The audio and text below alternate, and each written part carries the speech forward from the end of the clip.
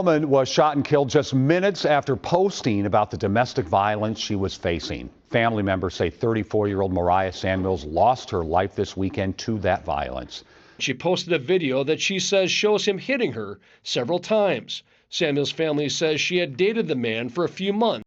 She posted a desperate message less than an hour before her life was taken, warning the world that the system had failed her. Minutes later, she was shot dead while sitting in her car just steps from her front door. Who was she, and how did it come to this?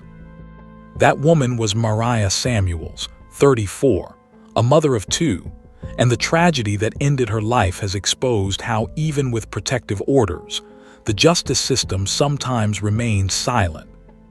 Before we dive deeper, make sure to subscribe to True Crime Watch H. Hit that bell icon so you don't miss. We'll unravel the full investigation, shocking twists, and the final verdict. Are you ready? Let's begin. Mariah Rosanna Samuels lived in North Minneapolis, Minnesota. She worked as a pet groomer, adored animals, and cherished her two sons. Friends and family remember her as free-spirited, warm, a vibrant presence.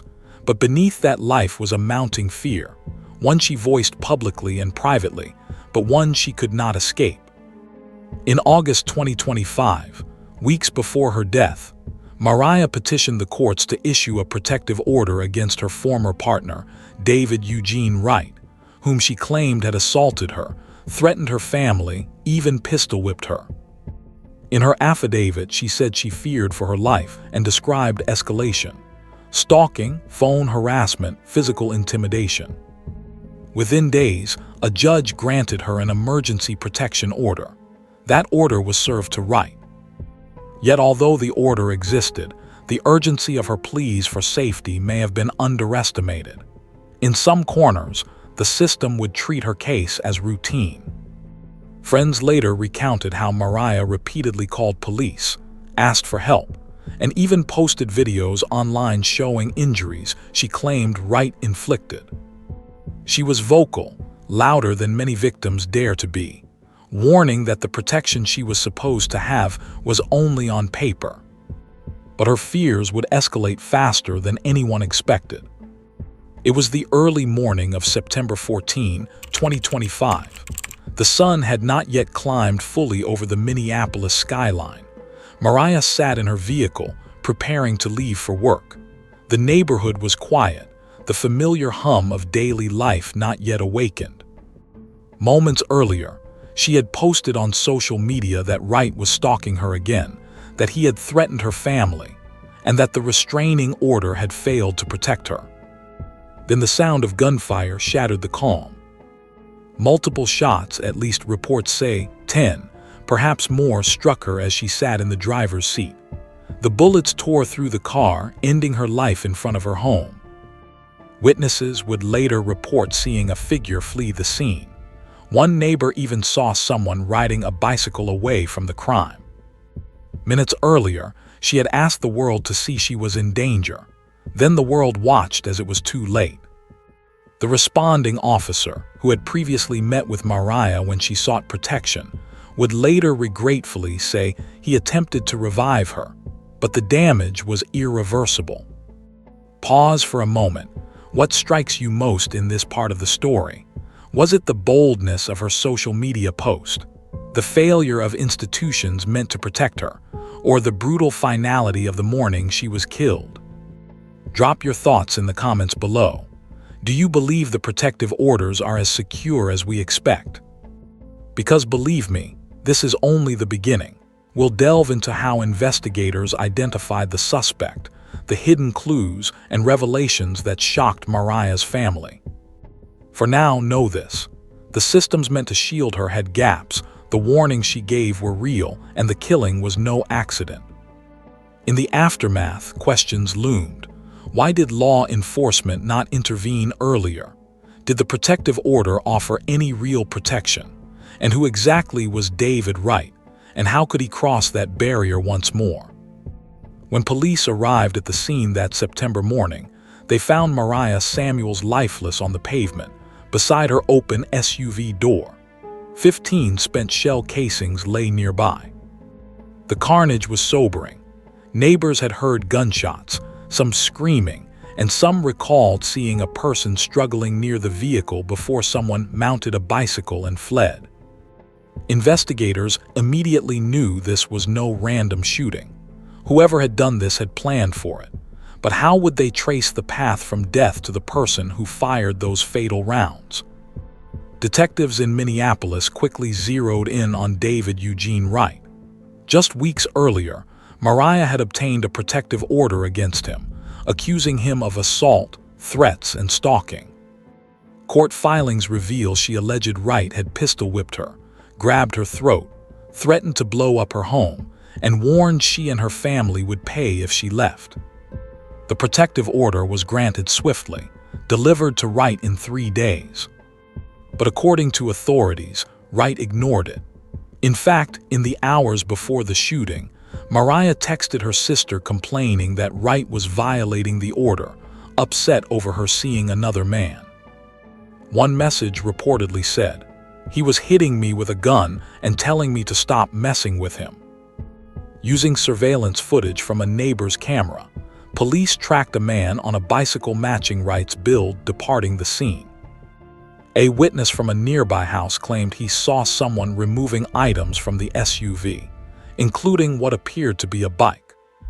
That angle helped confirm that the shooter fled on 2 wheels, not by car. Other clues came from ballistic evidence: 15 casings, precise shot placement, angles of entry, all consistent with someone executing a planned attack. The scene was no chaotic ambush. It was the execution of a vendetta. Wright was no stranger to law enforcement. Court records show he had a long criminal history, multiple convictions for weapons offenses, assault, property damage, theft, and repeated violations. At the time of the killing, he was on supervised release from a 15-year federal sentence for illegal gun charges. Intriguingly, Wright had been subject to protection orders in 2020 and 2022 from other women. In those filings, he was accused of break-ins, stalking, and violent threats.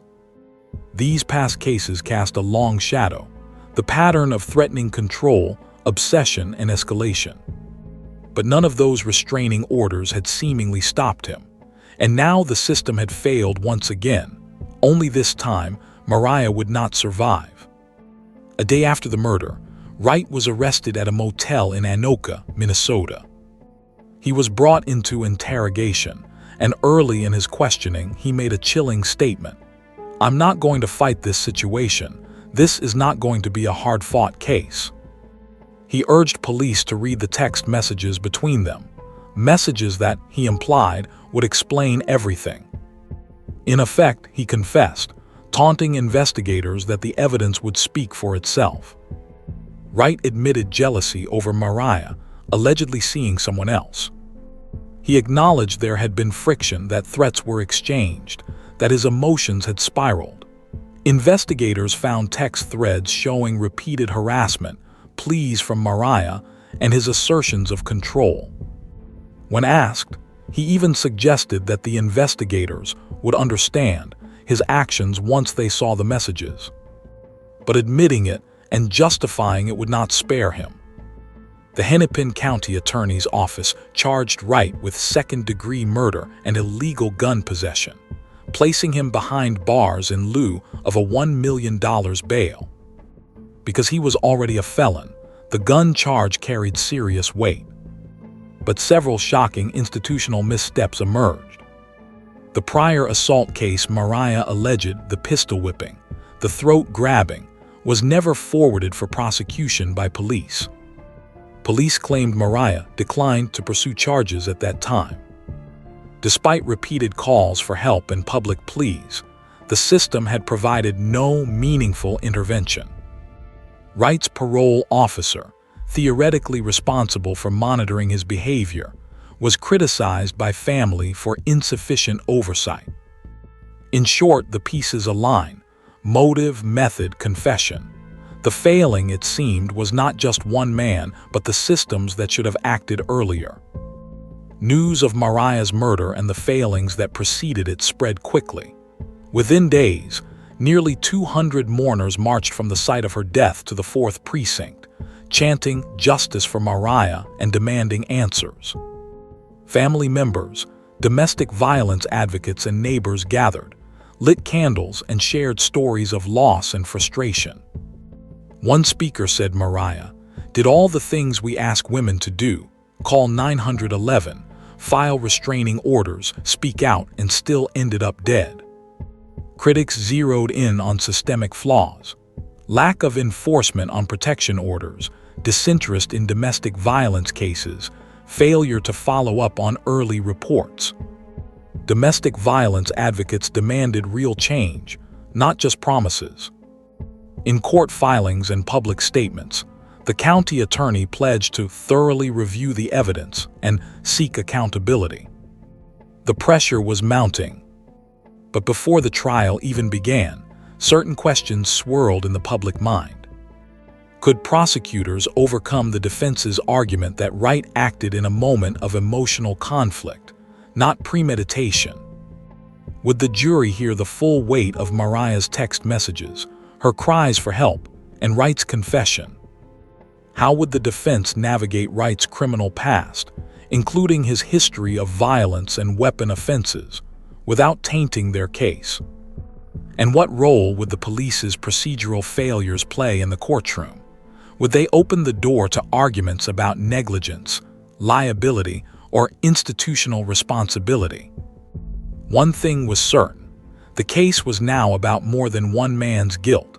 It had become a battleground over whether legal systems truly protect victims, or merely offer symbolic gestures until it's too late. At this point, I want to hear from you. If you were on that jury, what weight would you give to Mariah's plea for help, the protective order, and Wright's confession? Do you think words typed in text messages should carry as much power as physical evidence? Drop your thoughts in the comments.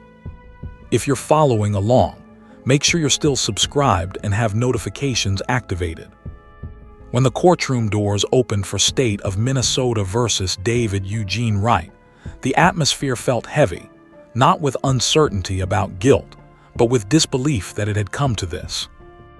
On one side sat Mariah's family, her father, her 2 sons, her sister Simone, faces carved by grief but anchored in determination. On the other, a man whose name now symbolized a failure far greater than his own choices. David Wright, 50 years old, had already confessed, yet his calm demeanor unsettled everyone present. He didn't look like someone who regretted what he'd done. He looked like someone explaining why it made sense. Detectives testified first, replaying his words for the court. "I'm not going to fight this situation. Just read the messages between me and Mariah. Then you'll understand why I did what I did." To the prosecution, those words were not an explanation. They were evidence of premeditation. He hadn't snapped. He had planned. He had chosen the time, the place, and even the mode of escape: a stolen bicycle, silent and untraceable. He had memorized Mariah's schedule, calculated her isolation, and ensured her boys wouldn't be home. Everything pointed to intent. Prosecutors presented phone records showing Wright searching Mariah's social media posts in the hours before the murder. They revealed text messages that alternated between apologies and veiled threats, a pattern of psychological warfare familiar in domestic abuse cases. One of the last texts from Wright read, "I hate that you won't answer me, but I'll make it right soon." Those words would become the bridge between obsession and execution. At the request of Mariah's family, the judge allowed one of her written statements, a portion of her protection order affidavit, to be read aloud. Her voice through her words filled the room. "He told me if I ever left him, I'd regret it. He said no one could protect me, not even the police. I believe he means it. I'm afraid for my life and for my son." Every juror shifted in their seats. Some wiped away tears. Those words had been written weeks before her death, a prophecy ignored by the very institutions meant to prevent it. The moment was haunting. It wasn't just testimony. It was evidence of how predictable her death had been and how preventable. Wright's attorney attempted to reframe the narrative, portraying his client as a man overwhelmed by emotion, not guided by intent. They argued that he had lost control in the heat of rejection. But prosecutors dismantled that argument piece by piece. They replayed surveillance clips showing Wright calmly approaching her driveway, firing in measured intervals, walking around the car, then leaving without haste. That wasn't a frenzy. It was a methodical execution. Then came the most damning revelation. Wright had purchased the firearm weeks earlier through an intermediary, fully aware that as a convicted felon on federal supervision, he was prohibited from owning one. He had planned ahead, waiting for the moment when he could use it. One prosecutor said it plainly. This wasn't passion, this was punishment. The courtroom fell silent. Wright's eyes remained fixed forward, emotionless. Beyond guilt, this trial became a referendum on the system itself.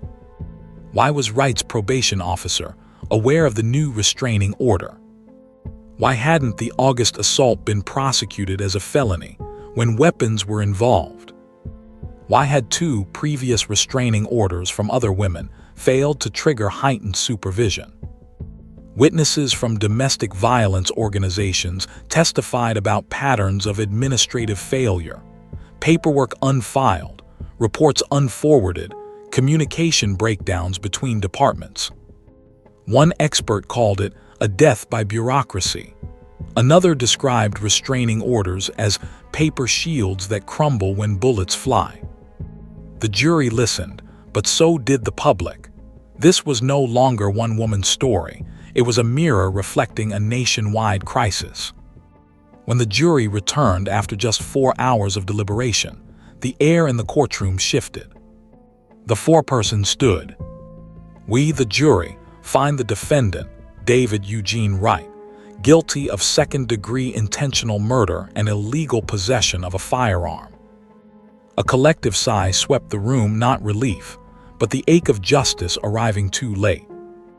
Mariah's sister wept quietly, her father bowed his head, and the prosecutor placed a hand over the case file as if to seal it. Wright showed no emotion, only glancing once toward Mariah's sons as he was led away in cuffs. He was sentenced to 40 years in prison, with no chance of parole for 27. His federal supervision was revoked, ensuring he'd never walk free again. But for Mariah's family, the sentence didn't feel like closure. It felt like confirmation that everything she'd feared had been real. Outside the courthouse, supporters gathered holding purple candles, the color symbolizing domestic violence awareness. Handmade posters read, "She did everything right." Paper orders don't stop bullets. Speakers demanded reform. Domestic abuse survivors stepped forward, telling their own stories, near misses that mirrored Mariah's. Advocates pushed for what they now call Mariah's Law, proposed legislation that would mandate immediate review of all protection order violations and require probation officers to act within 24 hours of any new report. As one survivor put it, "We can't keep lighting candles for women who did everything they were told to do." Mariah's sister Simone became the family's voice for justice. She stood before cameras, unwavering, and said, "My sister trusted the system. She filed reports. She got the restraining order. She even posted the proof online. And she still died in her own driveway. If that doesn't wake this city up, what will?" Her words echoed across Minnesota, sparking debates in city council meetings and law enforcement roundtables. The Minneapolis Police Department later admitted procedural lapses and pledged reforms in how domestic cases are handled. But for Simone and her nephews, change felt painfully slow. The youngest boy, just 11, reportedly asked at the funeral, "If Mommy called for help, why didn't they come?" No one had an answer. This case forces a question we can't ignore. If Mariah Samuels, a woman who documented her abuse, obtained a court order and spoke out publicly, still couldn't be protected, what chance do silent victims have? Do restraining orders provide safety, or the illusion of it? And when systems fail repeatedly, at what point does negligence become complicity? I want to hear from you. Do you believe there's any real way to stop an obsessed ex-partner once they've decided to kill? Or does true prevention require deeper intervention, maybe even tracking technology, firearm restrictions, or specialized domestic violence units that act immediately on threats? Your thoughts could open conversations that policymakers are too hesitant to start. So drop a comment below. Your opinion matters here. Months after the verdict, Russell Avenue North changed quietly. The bloodstains had faded, but the memory hadn't. A mural appeared on the side of a nearby building, Mariah smiling, surrounded by the words, "She deserved to live." Her sons visit it often. Her eldest is said to have applied to college, majoring in criminal justice, determined to become the kind of officer who listens when a woman says, "I'm afraid." Every October, during Domestic Violence Awareness Month, community members gather outside 1409 Russell Avenue. They don't just remember Mariah. They read the names of every Minnesota woman lost to domestic homicide that year. The list keeps growing. But her story, your story as you're hearing it now, continues to ripple across hearts and headlines. Because once you've heard her words, once you've read that final Facebook post, it's impossible to scroll past another cry for help without wondering what might happen next. If you've made it this far, thank you, because staying through to the end matters. Awareness saves lives. If you or someone you know feels unsafe, please reach out to local domestic violence hotlines. And if this story moved you, share it. Don't just scroll away. Let it reach someone who needs to hear it before it's too late. Remember to subscribe to True Crime Watch HD. Turn on all notifications. And join us next week as we examine another case that tests the limits of justice, protection, and truth. Because every story like this is more than a headline, it's a warning. And every view, every share, every voice adds one more layer of protection for someone who might still have time.